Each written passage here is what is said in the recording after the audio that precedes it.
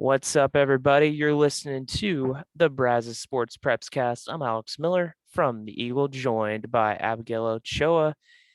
It's it's the final week of the girls' basketball season. It's the state tournament, and only one Brazos Valley team is headed to San Antonio, the College Station Cougars. They're going to face the top-ranked and undefeated Cedar Park Lady Timberwolves on Thursday at 7 o'clock at the Alamo Dome in San Antonio. Before we get into the matchup, Abigail, how are you doing? I didn't even get to ask you that. It's been a busy time, like always. I'm doing good, but I'm really excited to get this going. I mean, going back to state, I feels like I was just there for football. So really excited to get to San Antonio this time.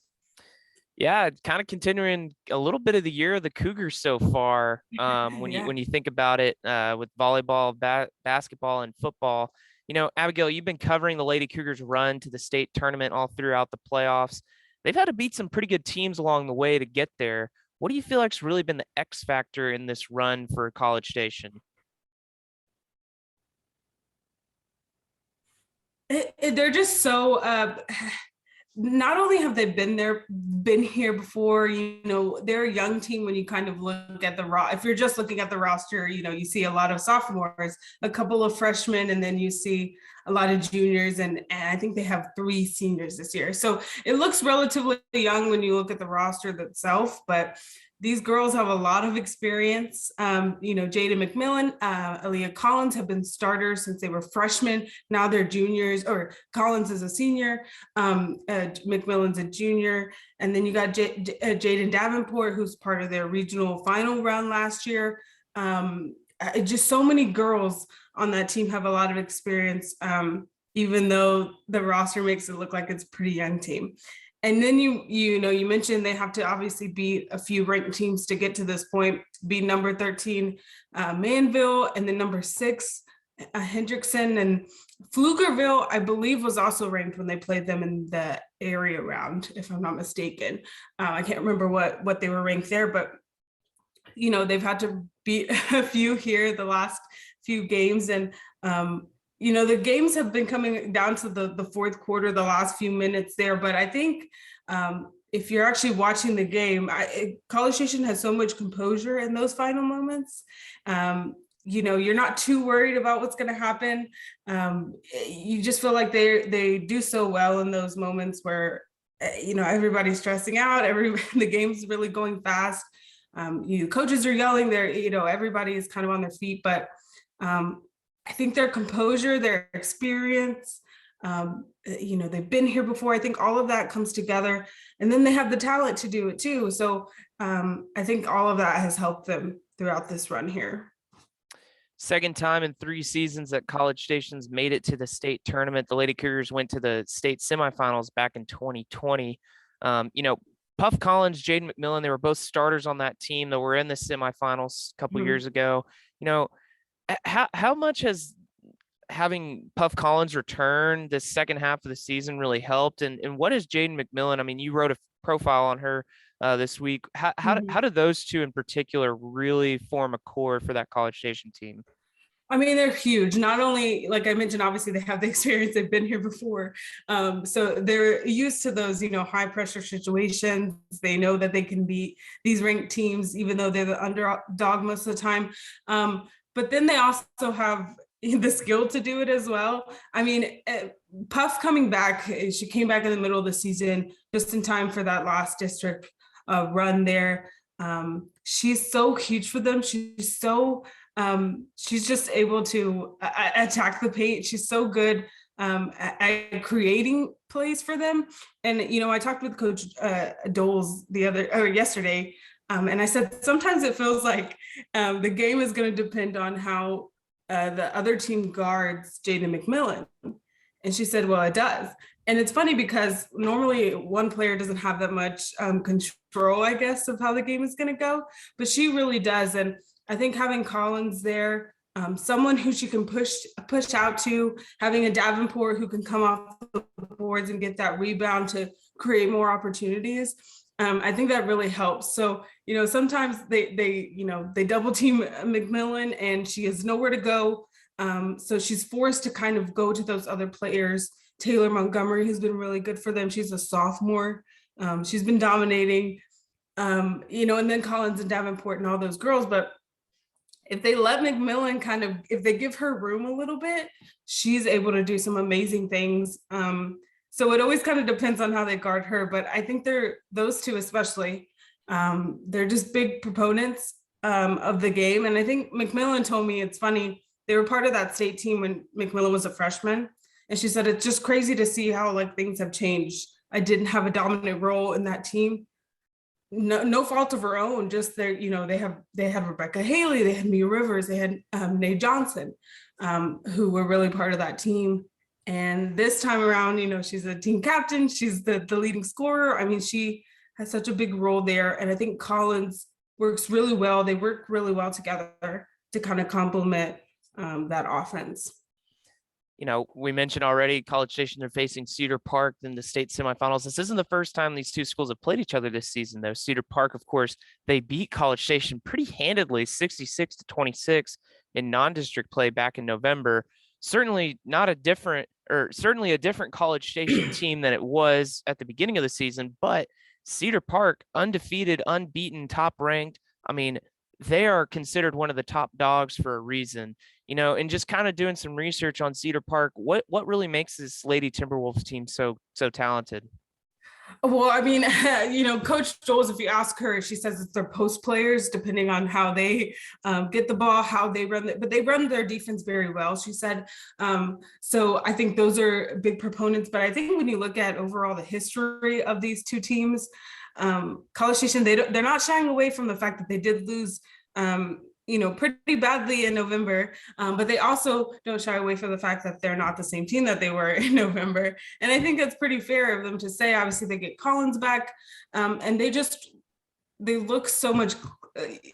You can tell it's really a team effort when they go out there, and they really are able to kind of pull things together, adjust at halftime, which I think has been pretty big for them. Even if they go into halftime with a 1-point lead, or even if they're down, they really that third quarter is so crucial for them. I think that it has been in the past few weeks. So they're really good at adapting to everybody else's game. But I think Cedar Park, College Station beat them to go to state in 2020. They beat them in the regional finals. It was like 58-54 in overtime. So they've seen these same girls before. A lot of the girls who were on that regional final team for Cedar Park are now back on this. Sorry, there's a bug in my face, but they were a lot of the same girls who were on that team were on this one. They were a lot younger back then, but so was College Station. So I think when you look at it, Cedar Park, obviously, I'm sure, they won state last year. I'm sure they want to get another shot at it again this year. They're going to be tough to beat. They're top ranked in Class 5A. In the state, and that's it's just hard to beat that level of talent that they have there. But I think College Station has done a really good job of kind of pushing that out of the way, but also letting it motivate them. I know that sounds kind of weird, but I think they understand the gravity of these teams that they've been playing the past few weeks. Obviously, they're not ranked and playing teams who are. But I think they do a really good job of kind of just playing the game that they have to play that day. And Dole said that, in November, they were shooting, I think, 22% from the field.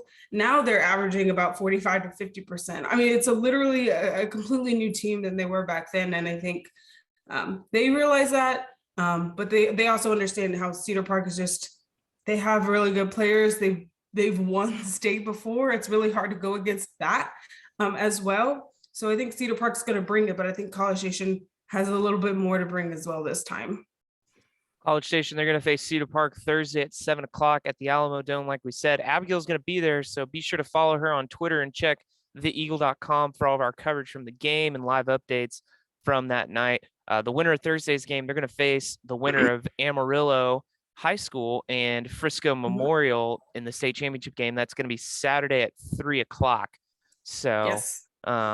We'll see if you'll be making a return trip down to the Alamo City. Yeah. Be sure to get some good food down by the Riverwalk. Well, I mean, It's okay.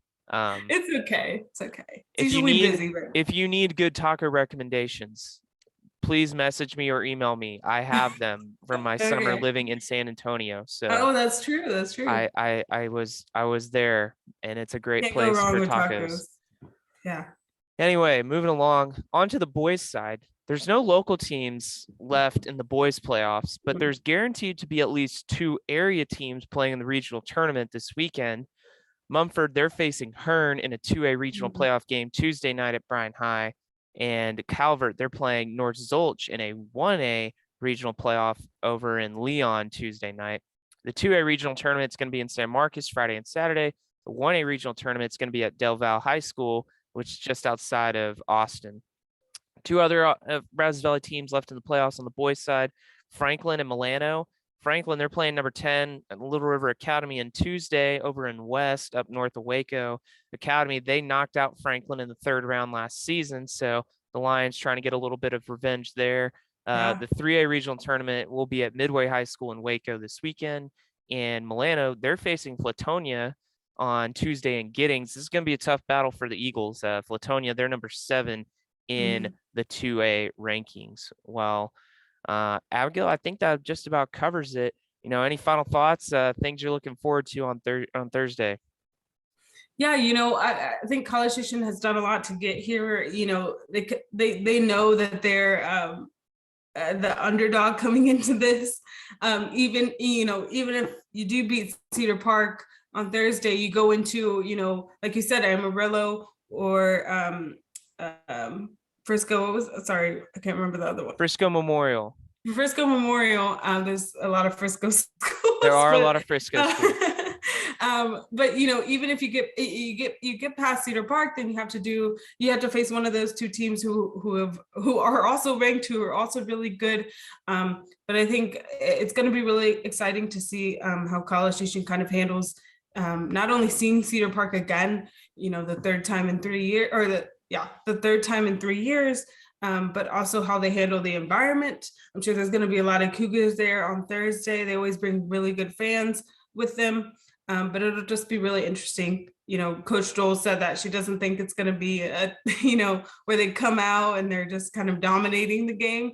Obviously, Cedar Park is good. They're there for a reason. But it's going to be, kind of like just a battle every quarter to see kind of what they're able to do. But it'll be exciting. College Station got here for a reason. They obviously have the talent and the skill and experience. So yeah, it'll be fun. And Alamo Dome's a great place to watch a game too. Yeah, that's a cool environment to be at, that the big stadium, and Mhm. and certainly it probably helps College Station that they've had players play there before, especially playing a team like Cedar Park, Exactly. who won the state championship last year, certainly has that experience and the pedigree. Not a team that's going to come in and be kind of frazzled and dazzled by the bright lights per se. So, yeah, should be a good game. I will say the one place down on the Riverwalk that I think is good, the original Mexican restaurant on the Riverwalk. I approve of that.